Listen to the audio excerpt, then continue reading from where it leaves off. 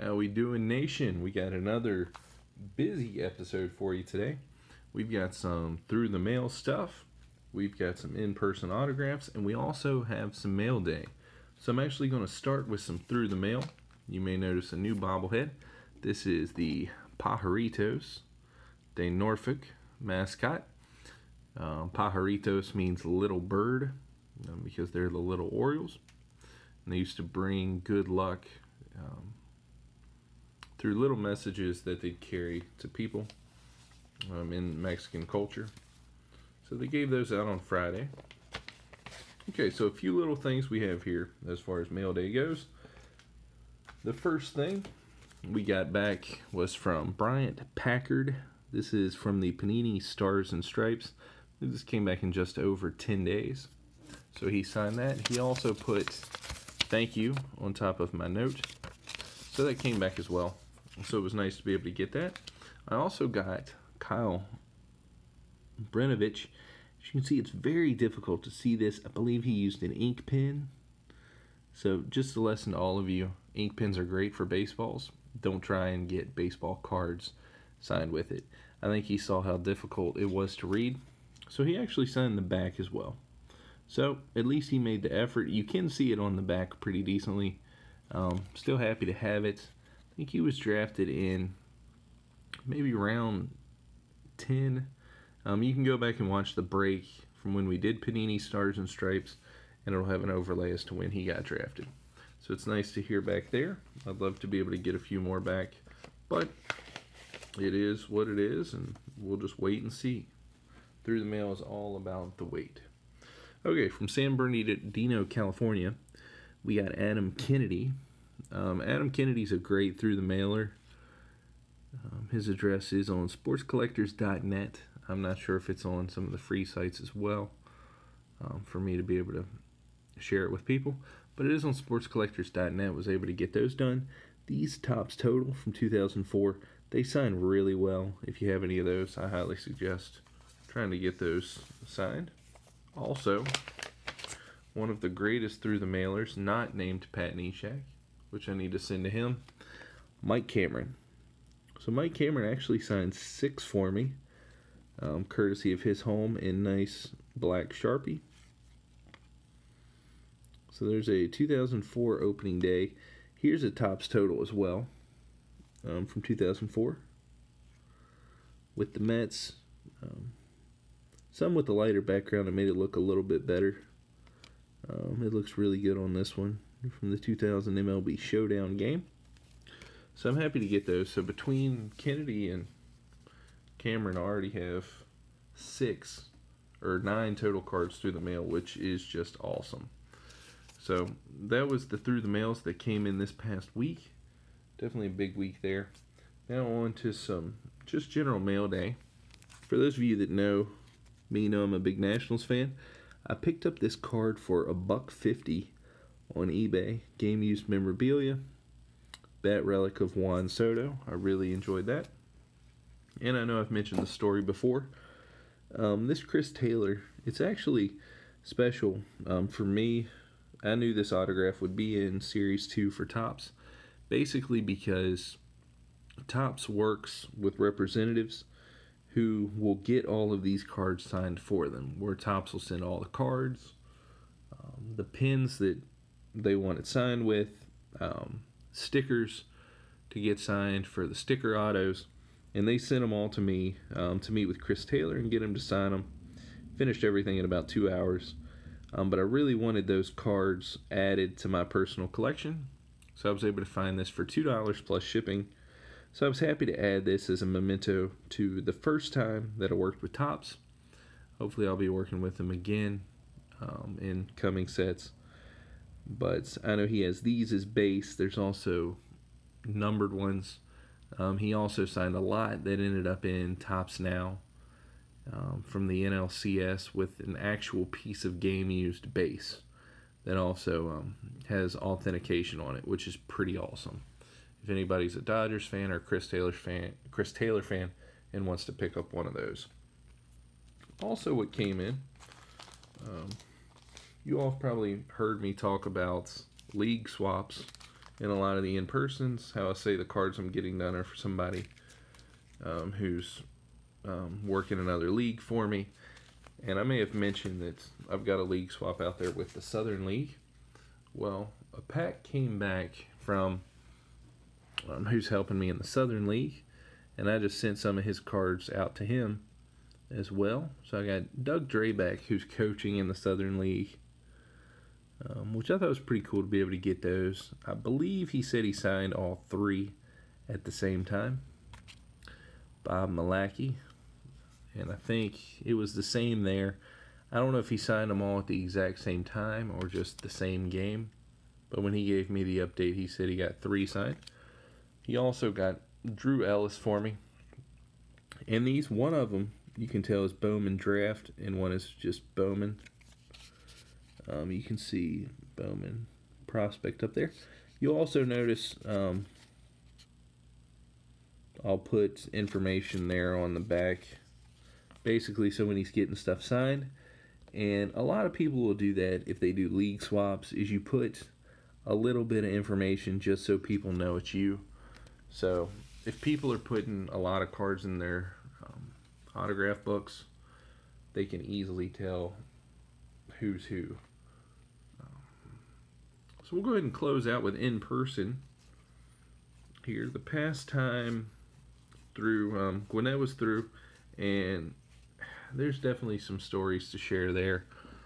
So this is from an entire series. Austin Hayes, beautiful signature he has. David Hess from 2019, same with Austin Wins. I also got, this card came in the last mail day from Walk and Balk. It's a little hard to see it because of where he signed it. You can kind of see it in the reflection. But the Ryan Mountcastle.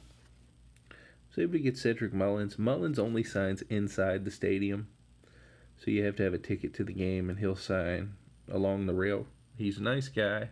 Inside, tends to avoid autographs outside the stadium. Jace Peterson from Panini Classics.